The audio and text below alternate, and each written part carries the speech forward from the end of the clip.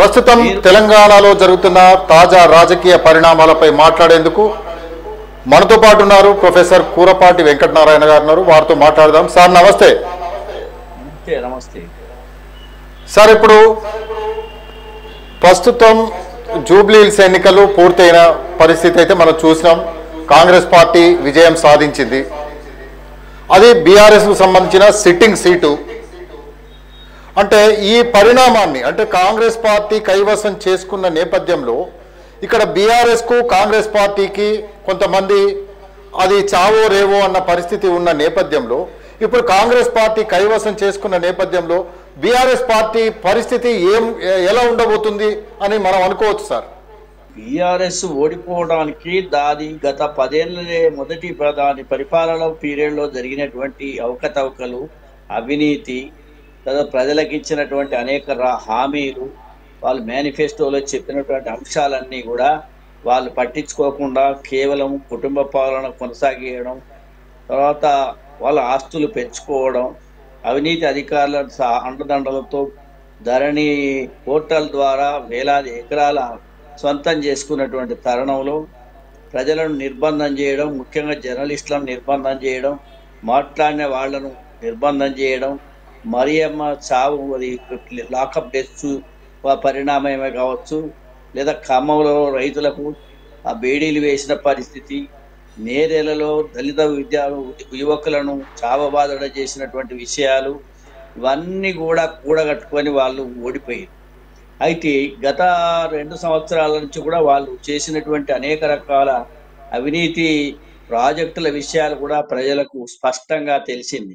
అయితే వాళ్ళ మీద వేసినటువంటి దర్యాప్తులు ఇంకా పూర్తి కాలేదు. అయితే లేదో తెలియదు. ఈ ప్రభుత్వం కేవలం ప్రచారం చేసిందే కానీ వాళ్ళ మీద సరి అయిన చర్యలు తీసుకునేటువంటి ఆ పద్ధతి అనేది ఇవాళ ప్రజలకు కనపడకపోవడం ప్రజలు ఆగ్రహంగానే ఉన్నారు. కాబట్టి మొదటి నుంచి కూడా ప్రజలు ఓడిస్తూనే ఉన్నారు. మొన్న 23 ఎన్నికలలో దాదాపు వాళ్ళు చావు తప్పి కళ్ళు లొట్టపోయినట్టుగా 39 సీట్లకు పరిమితం అయిపోయారు. ఆ తర్వాత పార్లమెంట్ ఎన్నికల్లో కూడా అనేక సీట్లలో డిపాజిట్లు పోయినాయి. చాలా వరకు వాళ్ళకి ఒక్క సీటు కూడా రాకుండా లోకసభలో అడుగు పెట్టకుండా చేసింది. కాబట్టి ఇప్పుడు మరి ఇంకోటి ఏంటంటే ఆస్తుల పంపకంలో దోపిడీ చేసిన దాన్ని పంచుకోవడంలో వాళ్ళు కొట్లాడుతారు. కుటుంబ సభ్యులు కొట్లాడతాము. అలా ఆధిపత్య పోరు కూడా కొంత ఉన్నది. రాజకీయంగా నేను వారసులు, నేను తెలంగాణ రాష్ట్రం ఇంత ప్రజాస్వామ్యం, అదేవిధంగా సామాజిక స్పృహ కలిగినటువంటి ప్రాంతంలో ఒక్క కుటుంబం దీన్ని ఒక వారసత్వ సంపదగా ఈ రాష్ట్రాన్ని మార్చుకునే పోరాటంలో కూడా వాళ్ళు ఉన్నారు. ఇవన్నీ గమనించినప్పుడు తప్పకుండా వాళ్ళు వచ్చి మొన్నటి జూబ్లీ హిల్సే కాదు, మళ్ళీ రేపు జిహెచ్ఎంసీ ఎన్నికలు కానీ, లేక ఉత్తర తెలంగాణలో ఉన్నటువంటి దాదాపు ఈ 10-15 జిల్లాల్లో బీఆర్ఎస్ కు మళ్ళీ వాళ్ళు మళ్ళా ఏదో బతికి బట్టగా కడతారనేటువంటి ఆలోచనలు లేవు. ఇలా కేవలం హైదరాబాద్ చుట్టుపక్కల కార్పొరేట్ సంస్థల యజమానులను రాజ్యసభ మెంబర్లను లోకసభ మెంబర్లుగా నిలబెట్టడం, ఎమ్మెల్యేలు నిలబెట్టడం, ప్రజల యొక్క ఆస్తులను, ప్రభుత్వ ఆస్తులను దోపిడీ చేసిన వాళ్ళనే వాళ్ళు గెలిపించుకున్నారు. కానీ ఇక్కడ ఈ నార్త్ తెలంగాణలో ఇంకా అంతకంటే హీనంగా ఉన్నది. కాబట్టి బీఆర్ఎస్ అనే దానికి సరే మొన్న కూడా 38-39% ఓట్లు రావడం అనేది ఎక్కువే. ఎందుకంటే ఆడ బీజేపీ తనకు ఉనికిని కూడా చాటలేకపోయింది, దాని డిపాజిట్ కూడా కోల్పోయింది. ఒక రకంగా బీజేపీ బీఆర్ఎస్లు కూడా ఇప్పుడు ప్రత్యక్షంగా వాళ్ళు కలిసి ఉన్నారనే దానికి ఆధారాలు లేవు కానీ పరోక్షంగా వాళ్ళంతా ఒక్కటే అనేది కూడా మనం గత 12 సంవత్సరాల చరిత్ర చెప్తాం. పార్లమెంట్ బిల్లులు పెట్టిన బిల్లులన్నీ సమర్థించారు. అనేక అంశాలలో కూడా బీజేపీని వాళ్ళు సమర్థించారు. తర్వాత ఇటీవల కాలంలో కూడా ఎన్ని స్కాములు అయినాయి. కనీసం ఇప్పుడు కాళేశ్వరం మీద కూడా వాళ్ళు చేసినటువంటి ఆ ప్రపోజల్ అయితే సిబిఐ సబ్మిట్ చేసినప్పటికీ కూడా 6 నెలలు ఇచ్చి దాని గురించి ఇవాళ కేంద్ర ప్రభుత్వం ఏం మాట్లాడడం లేదు. కాబట్టి ప్రజలు ఈ 2 పార్టీల మీద కూడా ఒక రకంగా ఈ ప్రజలు వాళ్ళ ఏ రకంగా కూడా ఎదగకుండా చేయాలనే లక్ష్యంతో ఉన్నారు. కాబట్టి జూబ్లీ హిల్స్ లో ఇవాళ కాంగ్రెస్ గెలవడానికి అనుకూలమైన వాతావరణం ఉన్నది. ఇంకొకటి ఏంటంటే కాంగ్రెస్ కు ఉన్నటువంటి పాజిటివ్ పాయింట్స్ ఏంటంటే ఒకటి గవర్నమెంట్ వాళ్ళ చేతిలో ఉన్నది. తర్వాత 2 సంవత్సరాలే పూర్తయి కేటీఆర్ చేసిన ప్రచారం కూడా ఒక అపోజిషన్ లీడర్ గా కాకుండా ఒక దొరకొడుకు లెక్క చేసిండు. అహంకారంతో ఇక విర్రవీగినట్టు, ప్రజలందరూ వాళ్ళ చేతుల్లోనే ఉన్నట్టు, వాళ్ళకు అన్యాయం జరిగితే ప్రజలందరికీ అన్యాయం జరిగినట్టు, వాళ్ళకు పనిష్మెంట్ పడితే తెలంగాణ ప్రజలకు ఆ పనిష్మెంట్ పడ్డట్టుగా వాళ్ళు ప్రచారం చేసుకుంటా ఉన్నారు.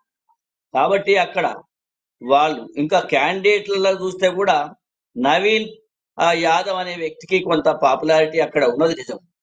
కానీ ఇవాళ గోపీనాథ్ భార్యకు అలాంటి సానుభూతి ఉంటది అనుకున్నారు, కానీ వివాదాస్పదమైనటువంటి అభ్యర్థిగా వాళ్ళ అత్త, అదే విధంగా వాళ్ళకు సంబంధించినటువంటి కుటుంబ సభ్యులు కూడా పెద్ద ఎత్తున మీడియా ముందటికి వచ్చి చెప్పడం కూడా జరిగింది. కాబట్టి ఇన్ని రకాల వ్యతిరేకత ఉన్నది ఆ పార్టీకి. రెండవది కాంగ్రెస్, అది కూడా ఏంటంటే ఇంటర్నల్ గా ప్రజాస్వామ్యం ఎక్కువైపోయింది. మంత్రులే ఇది వాదోపవాదాలు చేసుకోవడం, లేదా మంత్రులు కాని వాళ్ళు ఇంకా మేము మంత్రులు ఎప్పుడు కావాలని వాళ్ళు చేయడం, అంతర్గత ప్రజాస్వామ్యం మితిమీరిపోయిన సందర్భంలో ఈ ఎన్నిక ముందుకు వచ్చింది. కాబట్టి రేవంత్ రెడ్డి గారు ముఖ్యమంత్రిగా అదొక పరీక్ష అయిపోయింది. కాబట్టి తాను వ్యక్తిగతంగా చాలా అంశాలలో చర్యలు తీసుకొని రకరకాల పద్ధతులతోటి దానికి ఒక 6 నెలల ముందు నుంచే దానికి కావలసినటువంటి డెవలప్మెంట్ యాక్టివిటీస్ కంప్లీట్ చేసి ప్రజలందరి ప్రతి డివిజన్ లో కూడా వాళ్ళకు కావలసిన వర్క్స్ అని కంప్లీట్ చేయడం జరిగింది. 200 కోట్ల రూపాయలతోటి పెట్టుబడి ఖర్చు పెట్టి ఆడ విద్యుత్ సమస్యలు కానీ, రోడ్ల సమస్యలు కానీ, వాటర్ సమస్యలు కానీ, ఇతర సమస్యలు లేకుండా వాళ్ళు ప్రశ్నించకుండా చేసినటువంటి ఆ చరిత్ర కూడా ఉన్నది. కాబట్టి ఇది కాకుండా అనేక మంది ఎమ్మెల్యేలను, కార్యకర్తలను అక్కడ దించడం, ప్రజల్ని చైతన్యం చేయడం, నిరంతరం వాళ్ళని ఈ కాంగ్రెస్ కు ఓటేస్తే తప్ప మిగిలిన 3 సంవత్సరాలు ఈ ప్రభుత్వం కొనసాగది, స్థిరంగా ఉండదనేటువంటి భావన వచ్చే విధంగా ఇవాళ ప్రజలు ఇష్టపడి కాంగ్రెస్ ని గెలిపించుకున్నారు. కానీ మరి దాన్ని కాపాడవలసినటువంటి బాధ్యత కూడా ప్రజలదే అనేటువంటి లక్ష్యంతో వాళ్ళు ప్రచారం చేశారు. ముఖ్యంగా చివరి 4-5 రోజులు ముఖ్యమంత్రి గారు చాలా సీరియస్ తీసుకొని వ్యక్తిగతంగా కూడా అనేక అంశాల మీద ప్రజల దృష్టి తీసుకురావడం జరిగింది. తర్వాత పోల్ మేనేజ్మెంట్ అనేది కొత్త పేరు వచ్చింది. పోల్ మేనేజ్మెంట్ అంటే ఇక అన్ని రకాల ప్రజలను ప్రలోభ పెట్టడం, వాళ్ళు ఏంది, ఎవరు ఓట్లు వేయాలి, ఏంటి అనే అంశాల మీద డబ్బులు కూడా ఖర్చు పెట్టడం జరిగిందని విన్నాం.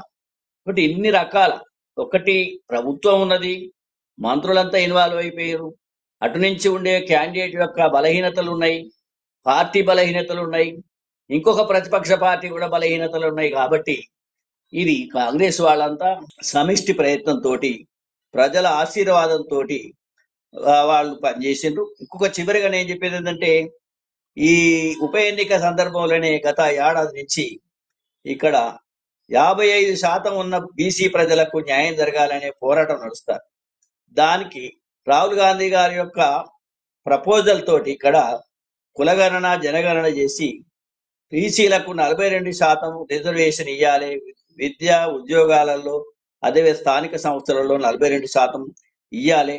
78 సంవత్సరాల స్వతంత్ర భారతదేశంలో బీసీలు ఒక బర్మా నుంచి వచ్చినటువంటి రోహింగ్యాలలాగా ఏమి పౌరసత్వం ఉండి కూడా ఏ అవకాశాలు లేకుండా ఉన్నటువంటి బీసీలకు న్యాయం చేయాలని రాహుల్ గాంధీ గారు ప్రపోజల్ చేయడం, దాన్ని రాష్ట్ర ప్రభుత్వం అంగీకరించి దాని చర్యలు తీసుకోవడం, బిల్లు ప్రవేశపెట్టి శాసన మండలిలో, శాసనసభలో పెట్టి అటు గవర్నర్ గారికి ఇవ్వడం జరిగింది. కానీ గవర్నర్ గారు ఒక మోడీ గారు చెప్తే చేత్త లేకపోతే లేదని ఆయన గవర్నర్ కాదు, ఆయన కేంద్ర ప్రభుత్వంలో ఉన్నటువంటి బీజేపీ గవర్నమెంట్ కు ఒక ఏజెంట్ గా పనిచేస్తుండే. కానీ ఒక ప్రభుత్వాన్ని ఒక ప్రజాస్వామ్యంలో ఎన్నికైన ప్రభుత్వం యొక్క ప్రపోజల్ ను తన బాధ్యత ప్రకారం అది విధిగా దాన్ని సార్ అంటే మీరు బీసీ సబ్జెక్ట్ కు డీవియేట్ అయినట్టున్నది. బీసీ సబ్జెక్ట్ కాకుండా ఇప్పుడు జూబ్లీహిల్స్ ఎన్నికలలో కాంగ్రెస్ పార్టీ విజయాన్ని సొంతం చేసుకుంది వాస్తవంగా.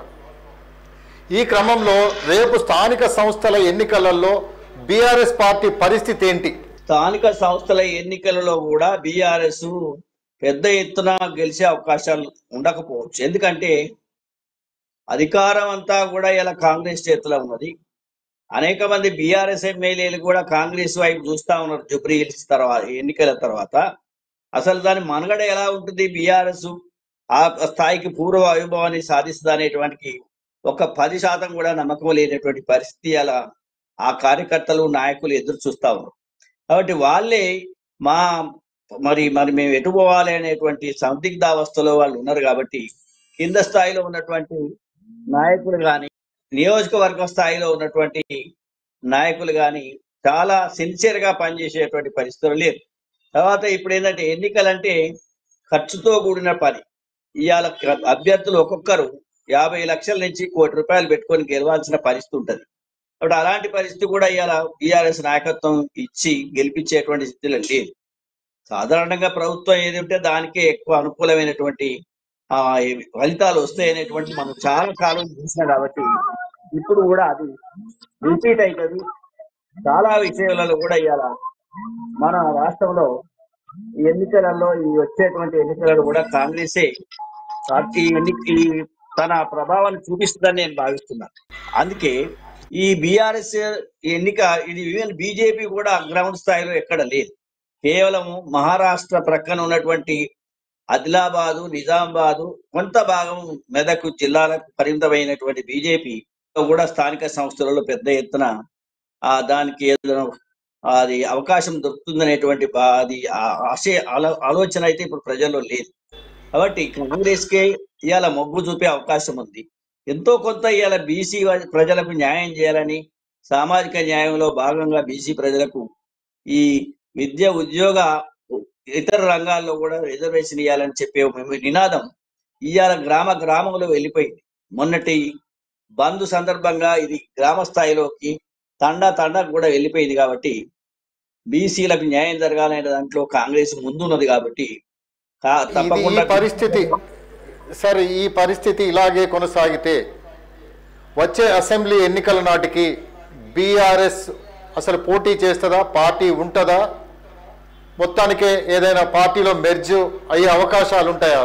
అంటే ఈ బీఆర్ఎస్ అనేది సరే ఇప్పుడు వీక్ ఉండవచ్చు, కానీ బీఆర్ఎస్ యొక్క పతనం కానీ దాని యొక్క వృద్ధి కానీ మళ్ళా దాన్ని నిజంగా స్థిరంగా ఉంటుందా అనేటువంటి అంశం అనేక అంశాలపై ఆధారపడి ఉంటుంది. ఒకటో బీఆర్ఎస్ నాయకత్వంలో ఉండేటువంటి లుకలుకలు, ఈ కుటుంబ పంచాయతీ. తెలంగాణలో బీఆర్ఎస్ అంటే ఒక కుటుంబం యొక్క ఆస్తిగా మారిపోయిన సందర్భంలో వాళ్ళందరికీ ఆశ పుట్టింది. సంతోష్ నుంచి నేను కూడా ఎందుకు ముఖ్యమంత్రి కావద్దని ఆయనకు రావచ్చు. అట్లనే హరీష్ రావుకి ఎట్లా సహజంగానే ఉంది, కేటీఆర్కు ఉన్నది. అదేవిధంగా కవితమ్మ కూడా బీసీలకు వ్యతిరేకంగా ఉన్న పార్టీలా అదే కుటుంబంలో పుట్టినటువంటి ఆమె ఇవాళ బీసీల కోసం చేస్తా ఉన్నారు. ఎవరు నమ్మే పరిస్థితి లేదు. కానీ మళ్ళీ ఒక అపోజిషన్ గా ఇయాటి వరకు కూడా ఆల్టర్నేటివ్ గా అదే పార్టీ కనిపిస్తుంది. కాబట్టి వాళ్లకు భవిష్యత్తులో వాళ్ళకు మళ్ళీ అధికారం ఇంతకుముందున్నలాగా ఏదో అబ్సల్యూట్ మెజారిటీ వచ్చి ఒక కుటుంబ ఆధిపత్యంలో ప్రభుత్వం ఏర్పాటు చేసే స్థితి అయితే వాళ్ళకి ఇక భవిష్యత్తులో అసలే రాదు. ఇక్కడ నమ్మిన ప్రజలను మోసగించిన పార్టీ అది, నమ్మిన ప్రజలను మోసగించిన కుటుంబం అది. కులము కుటుంబం కోసమే ఆ పార్టీ కొనసాగింది, కానీ ప్రజల కోసం కాదనేది ఇవాళ విద్యార్థుల్లో కానీ, యువకులలో కానీ, ఉద్యోగులలో, రిటైర్డ్ ఎంప్లాయీస్ లో కానీ, ప్రజలలో కానీ అది పూర్తిగా నిండుకొని ఉన్నది వాళ్ళ మీద వ్యతిరేకత. కాబట్టి ఇక్కడ బీఆర్ఎస్ యొక్క ఎదుగుదల అనేది కాంగ్రెస్ యొక్క పర్ఫార్మెన్స్ పై కూడా ఆధారపడుతుంది. ఎందుకంటే కాంగ్రెస్ వాళ్ళు ఏదైతే సామాజిక న్యాయం అని ఒక ఎజెండా తీసుకొచ్చి బీసీల కోసం కామారెడ్డి డిక్లరేషన్ చేసింది, ప్రజలు నమ్మిండ్రు. బీసీలు కూడా ఇప్పటికీ నమ్ముతూనే ఉన్నారు. మరి వచ్చే 3 సంవత్సరాలలో బీసీలకు చేసే న్యాయాన్ని బట్టి అదే విధంగా వాళ్ళు ఇచ్చినటువంటి 6 గ్యారెంటీలు, అనేక హామీలు ఇచ్చిండ్రు. మరి మొదటి 2 సంవత్సరాలు అయితే చాలా వరకు అమలు కాలేదు, కొన్ని అయినాయి, కొన్ని చాలా కాలేదు. మరి ఈ 3 సంవత్సరాలలో బీసీలకు సామాజిక న్యాయం ఏర్పాటు చేయడం ఒకటైతే, మళ్ళీ ఇతరత్రా ఇచ్చినటువంటి హామీలు, గ్యారెంటీలు కూడా అమలు చేసి ప్రజలలో మన్నన పొందినప్పుడు మాత్రమే అది కాంగ్రెస్ తనకున్నటువంటి స్థానాన్ని నిలబెట్టుకుంటుంది. లేని పక్షంలో ఒక పార్టీ తప్పులు చేసినప్పుడు తప్పకుండా ఇంకొక పార్టీని ఆదరించేటువంటి పరిస్థితులు వస్తాయి. కాబట్టి మొన్న బీఆర్ఎస్ ఓడిపోవడానికి వాళ్ళు చేసిన తప్పులే, వాళ్ళు చేసిన దోపిడే, వాళ్ళు చేసిన ఏది దండయాత్రలు, కోదండరాం లాంటి వాడిని ఇంట్లో నుంచి తీసుకుపోయి బజార్లో వారేసింది. కాబట్టి ఇలాంటి చర్యలు చేసినటువంటి టీఆర్ఎస్ ను ఓడించిండ్రు. మరి ఇప్పుడు కాంగ్రెస్ కూడా తాను సరే ఇటువంటి అరాచకాలు చేయకపోవచ్చు, కానీ ఇచ్చిన హామీలు నిలబెట్టుకుంటారా? ఏదో 2-3 కులాల కోసమే ఈ ప్రభుత్వం పనిచేస్తుందా అనేది కూడా చూస్తా ఉన్నారు. ఇలా ప్రజలకు ఇచ్చిన హామీలు కానీ వివిధ సామాజిక వర్గాలకు ఇచ్చిన హామీలు నిలబెట్టకోకుంటే తప్పకుండా కాంగ్రెస్ కూడా ఇవాళ కేవలం రాష్ట్ర స్థాయిలోనే ఇవాళ కాంగ్రెస్ ఇంత అంత మిగిలి ఉన్నది. దేశంలో చూస్తే మన బీహార్లో చాలా నష్టపోయి ఉన్నటువంటి కాంగ్రెస్ పార్టీ ఇప్పటికైనా రేవంత్ రెడ్డి గారి ప్రభుత్వం ఇక్కడున్న అనేక సామాజిక వర్గాలకు సరిగా న్యాయం చేసినట్టయితుంటేనే రేపు బీఆర్ఎస్ ను మళ్ళీ ఓడించి వీళ్ళను అవకాశం ఇస్తారు. కానీ కేవలం మాటలతోటి స్లోగన్లతోటి వట్టి ఉపన్యాసాలతోటి మాత్రమే కాంగ్రెస్ కు మళ్ళీ ఒకసారి ఇస్తారని అదేం లేదు. కాబట్టి వచ్చే 3 సంవత్సరాల కాలంలో ఈ ప్రభుత్వం ఇప్పుడున్నటువంటి కాంగ్రెస్ ప్రభుత్వం ఈ అన్ని వాళ్ళు ఇచ్చిన హామీలన్నీ సంపూర్ణంగా అమలు చేసినప్పుడు ప్రజలు ఆమోదిస్తారు, తప్పకుండా మళ్ళీ కొనసాగిస్తారు. అప్పుడు బీఆర్ఎస్ ను డెఫినెట్ గా మళ్ళా మట్టి గారిపించి దాని అడ్రస్ లేకుండా చేస్తారు. కానీ ఇంకొక ప్రమాదం అయితే మనకు పొంచి ఉన్నది. ఏంటంటే బీఆర్ఎస్ అల్టిమేట్ గా బీజేపీ శరణు కోరుతుంది.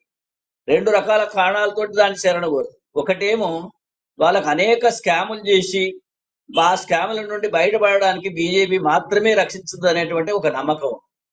రెండవది ఏంటంటే రేపు ఓటు శాతం కేవలం 37-36 నుంచి మొన్నటి పార్లమెంట్ ఎన్నికలో కేవలం 19% దిగజారిపోయింది. కాబట్టి ఈ 36-37 మళ్ళీ 40 ఈ 30 కాడుకో 25 కాడుకో వచ్చింది అనుకోండి, ఏమైతుంది బీహార్లో కనుక మనం ఈ తేజస్వి యాదవ్ వాళ్ళంతా బోర్ల బుక్కల పడ్డట్టుగానే వీళ్ళు కూడా బోర్ల బుక్కల పడతారు. ఎందుకంటే గుజరాత్లో ఈ బీహార్లో లాలూ ప్రసాద్ యాదవ్ కేవలం 320 కోట్ల రూపాయల గడ్డి స్కామ్ కే ఇప్పుడు 15 సంవత్సరాల నుంచి ప్రభుత్వం లేకుండా అడ్డం పడిపోయింది. ఇవాళ వేలాది కోట్ల రూపాయల అవినీతి చేసినటువంటి బీఆర్ఎస్ నాయకులు, ముఖ్యంగా ఆ కుటుంబం మళ్ళా బతికి బయటపడాలంటే బీజేపీ శరణు కావాల్సింది. అయినా కానీ ఓటు శాతం బాగా పెరగకపోవచ్చు. కాబట్టి బీజేపీ ఉన్న బీఆర్ఎస్ లూజ్ గా మీరు నిలబెట్టిన కాడ మేము అవి వీక్ క్యాండిడేట్స్ పెడతాం, మేము నిలబెట్టిన కాడ మీరు కూడా వీక్ క్యాండిడేట్స్ నిలబెట్టి మన ఇద్దరం కలిసి 60-70 సీట్లు సంపాదించుకుంటే కాంగ్రెస్ ఇద్దరికి కామన్ శత్రువు కాంగ్రెస్. ఈ రాష్ట్రం బీఆర్ఎస్ కానీ బీజేపీకి కానీ కామన్ శత్రువు కాంగ్రెస్. కాబట్టి ఈ కాంగ్రెస్ కామన్ శత్రువును నిలబెట్టాలంటే ఎప్పుడైనా బీజేపీ ఏం చేస్తుందంటే ఒక ప్రాంతీయ పార్టీ యొక్క సహకారం తీసుకున్నది అనేది దేశం అంతటా ఒక ఉదాహరణగా చూపించవచ్చు. సార్ అంటే ఒక్క నిమిషం, సహకారమే తప్ప పొత్తు పెట్టుకునే అవకాశాలు ఏమన్నా ఉంటాయని అనుకోవచ్చా? పొత్తు పెట్టుకోరు. ఎందుకంటే బీఆర్ఎస్ అనేది ఒక వైరస్ లాంటిది అయిపోయింది. ఏది మన కరోనా వైరస్ ఎంతో బీఆర్ఎస్, ముఖ్యంగా బీఆర్ఎస్ లో ఏది నాయకత్వం ఏదైతే ఉందో ఆ కుటుంబమే ఈ రాష్ట్రానికి ఒక పట్టినటువంటి వైరస్ లాంటిది. అది ఆ వైరస్ అనేది ప్రజలందరికీ తెలిసిపోయింది. వాళ్ళతో పొత్తు డైరెక్ట్ గా పెట్టేస్తుంటే తప్పకుండా ప్రజలు ఆగ్రహిస్తారు, ముఖ్యంగా ఉద్యమకారులు ఆగ్రహిస్తారు. అదేవిధంగా అణచివేతకు గురైనటువంటి దళితులు, అదే విధంగా మరీ అణచివేతకు గురైనటువంటి బీసీలు కూడా ఇవాళ బీఆర్ఎస్ ని శ్రమించేటువంటి అవకాశం ఎన్నడూ లేదు. కాబట్టి బీఆర్ఎస్ తోటి కనుక బీజేపీ డైరెక్ట్ గా పొత్తు పెట్టుకుంటే తప్పకుండా బీజేపీ కూడా అది అంటుతుంది. ఆ వైరస్ వాళ్ళకు కూడా అంటిందంటే వాళ్ళు కూడా ఈ రాష్ట్రంలో పుట్టగతులు లేకుండా ఇవాళ 8 మంది ఎంపీలు ఉన్నారు కదా, ఇక మళ్ళీ నెక్స్ట్ టైం 8 కాదు, మళ్ళీ అకౌంట్ మొదలు పెట్టాల్సి వస్తుంది ఒకటే. కాబట్టి బీజేపీకి అంత తెలుసు. అది అందుకే వాళ్ళకు మాకు పొత్తే లేదు అని బహిరంగంగా ప్రతి నాయకుడు చెప్తా ఉన్నారు. కాబట్టి ఈవెన్ బీఆర్ఎస్ అంటలేదు అంత పొత్తు లేదని, కానీ బీజేపీ ఒక్కడే. ఎందుకంటే అరే ఈ పొత్తు మీకు ఎందుకు, అంత అవసరం లేదు, ఈ వాళ్ళకే అంత అంటుకొని ఉన్నది, వాళ్ళు మనకు పూస్తే మనకు కూడా నష్టం జరుగుతుంది అనేటువంటి భావన బీజేపీ జాతీయ నాయకత్వానికి ఉన్నది. అదేవిధంగా రాష్ట్రంలో ఉన్న నాయకత్వానికి ఉన్నది, స్థానికంగా ఉన్న నాయకులకు కూడా అదే ఉంది. అబ్బో బీఆర్ఎస్ తోటి పొత్తు పెట్టుకుంటే మేము బతకలేము అని ప్రజలు ఆగ్రహిస్తారనేది ఉంది. కాబట్టి ఎన్నికలు అయిన తర్వాత పొత్తు బయటకెత్తది. అదేవిధంగా ఈ బీజేపీకి టీఆర్ఎస్ కాదు, ఎంఐఎం కూడా కలుతుంది. అప్పుడు ఎంఐఎం ఏది పవర్లు ఉంటే అది వస్తుంది. కాబట్టి ఈ 3 మళ్ళా అల్టిమేట్ గా చివరి దశలో కలిసే అవకాశం ఉంది. అయితే ఎంఐఎం పట్టుకొచ్చే బాధ్యత బీఆర్ఎస్ గొప్ప చెప్తుంది బీజేపీ. కాబట్టి ఇలాంటి మార్పులు చేర్పులు ఇచ్చే అవకాశం ఉంది. కాబట్టి ఇప్పుడు కాంగ్రెస్ ఉన్న ప్రభుత్వం, ముఖ్యంగా రేవంత్ రెడ్డి గారు ఇవన్నీ కూడా అంచనా వేసుకుంటాడు. అవన్నీ తెలియని వ్యక్తి కాదు. కాబట్టి అవన్నీ ఎక్స్పోజ్ అవుతుంటాయి. కాబట్టి రాబోయే రోజుల్లో బీఆర్ఎస్ ఒంటరి పోరు చేస్తుంది. అలా మరొకసారి ఓటమి చూడక తప్పదు అని. ఎందుకంటే మనం చూసినాం, అంతకుముందు డిఎంకే 10 ఏళ్ల దాకా బయటనే ఉన్నది. ఇవాళ బీహార్లో ఆర్జేడీ అయితే ఒక 15 ఏళ్ల నుంచి బయటనే ఉన్నది. మొన్న 25 సీట్లు మాత్రమే గెలుపు దానికి పరిమితం అయిపోవాల్సిన దుస్థితి ఏర్పడదంటే కేవలం అవినీతి మాత్రమే. బీహార్లో లాలు ఎట్లయితే అవినీతి చేసిండో ఇక్కడ కేసీఆర్ కూడా అట్లే అవినీతి చేసిండు కాబట్టి ఆ కుటుంబ సభ్యులు అక్కడ అట్లే అవినీతి చేసిండ్రు. ఎవరు మీషా గాని, రోహిణి గాని, రోహిణి ఆచార్య గాని, లేకపోతే ఇంకా ఇద్దరు కొడుకులు మొత్తం కుటుంబం అంతా దోపిడీ చేసిండ్రు. చిన్నపాటి దోపిడికి అంత పనిష్మెంట్ అవుతుంది. లక్షల దోపిడీ, వేలాది ఎకరాల దోపిడీ, ఆక్రమణ, ప్రతి ప్రాజెక్టుల డబ్బులు తిన్నటువంటి చరిత్ర బీఆర్ఎస్ది. కాబట్టి ఆ నాయకత్వాన్ని బీసీల ఎన్నడూ కూడా సహించరు, యాక్సెప్ట్ చేయరు. సార్ అంటే ఇప్పుడు ఆల్రెడీ కవితనైతే బయటికి పంపించేశారు, ఆమె అయితే స్వయంగా పార్టీ పెట్టే దిశగా అడుగులు వేస్తున్న పరిస్థితి. ఇప్పుడు బీఆర్ఎస్లో మిగిలింది ఇద్దరు, హరీష్ రావు, కేటీఆర్. మరి వచ్చే ఎన్నికల నాటికి వీళ్ళు కలిసి ఉంటారని అనుకోవచ్చా, లేకపోతే ఇద్దరు వేరువేరుగా వెళ్ళిపోతారని అనుకోవచ్చా? అంటే ఇది కేసీఆర్ యొక్క హెల్త్ కండిషన్ పై ఆధారపడి ఉంటది. కేసీఆర్ కనుక ఇంకా 4 ఏళ్ల పాటు మంచిగానే ఉంటే హరీష్ రావు కూడా కేసీఆర్ తోటి అదే కేటీఆర్ తోటి ఉంటాడు. తప్పకుండా ఇద్దరు కలిసి పనిచేస్తారు. కేసీఆర్ యొక్క కనుసనలలో, వారి యొక్క సలహాలతోటి, వారి డైరెక్షన్ తోటి వీళ్ళిద్దరు పనిచేస్తారు. ఏది చేసినా పవర్ వచ్చే అవకాశం అయితే లేదు, కానీ కలిసి ఉండడానికి అవకాశం.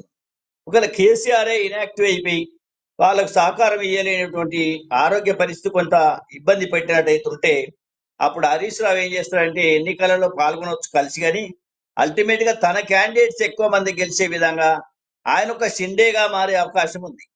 ఏది మహారాష్ట్ర షిండేగా మారే అవకాశం ఉంది. ఆ షిండే ద్వారా బీజేపీ ఆయన తీసుకుంటే అప్పుడు బీఆర్ఎస్ వీక్ అవుతుంది. హరీష్ రావు కొంత స్ట్రెంగ్ అవుతాడు కావచ్చు తాత్కాలికంగా. తర్వాత ఏం జరుగుతుందంటే బీజేపీ వాళ్ళను పక్కకు పడేసి అల్టిమేట్ గా గవర్నమెంట్ ఇప్పుడు ఒరిస్సాలో చూసిండ్రు, నవీన్ పట్నాయక్ తోటి కొంతకాలం పొత్తు పెట్టుకున్నారు. ఆ తర్వాత ఆయన పక్కకు నెట్టారు. ఇక ఆఖరి టోటల్ గా ఆయనను జీరో చేసేసారు. మీకు అదే విధంగా అనేక రాష్ట్రాల్లో కూడా ఇదే జరుగుతుందన్నమాట. ప్రాంతీయ పార్టీలను ముందు ఉపయోగించుకోవడానికి, వాళ్ళను వాడుకునడానికి మాత్రం పొత్తు పెట్టుకుంటారు. కానీ అల్టిమేట్ గా ఓరే పీరియడ్ ఏమైందంటే వాళ్ళను కూడా జీరోలను చేసి వాళ్ళ మీద స్కామ్లు బయట పెట్టి వాళ్ళు కూడా నిర్బంధాలకు గురైనాక వాళ్ళు ప్రజలు ఎప్పుడైతే వదిలిపెట్టి అంటారో అప్పుడు బీజేపీ కూడా వాళ్ళని వదిలిపెడుతుంది.